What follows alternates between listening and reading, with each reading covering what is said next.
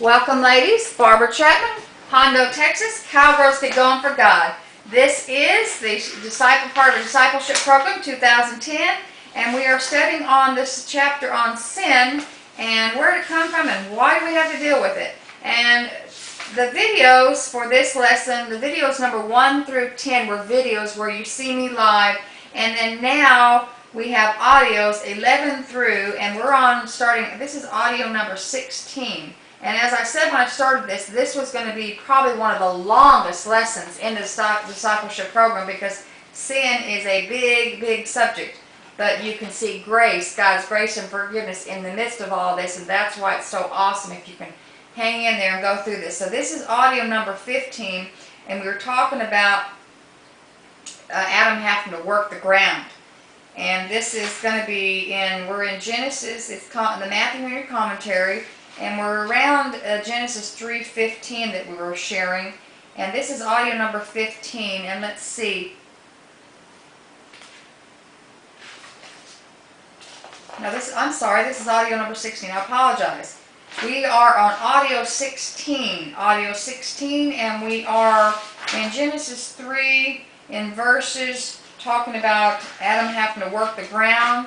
And let's just jump in there. It said, talking about the food changing in audio 15. In audio 16, it talks about his life is also shortened. It says, consider how full of trouble his days are, talking about Adam. It is in favor to him that they are few, yet death being dreadful to nature. Yea, even though life be unpleasant, that concludes a sentence.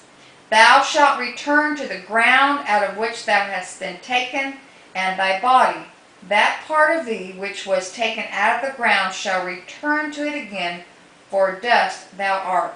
This points either to the first origination of his body, and it was made of dust. Nay, it was made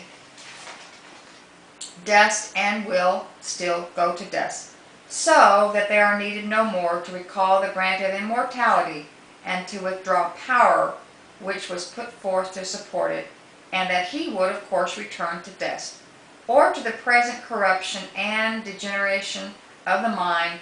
Dust thou art, that is. It says, thy precious soul is now lost, and buried in the dust of the body and the mire of the flesh. It was made spiritual and heavenly, but he's become carnal and earthly. To dust thou shalt return, because of sin.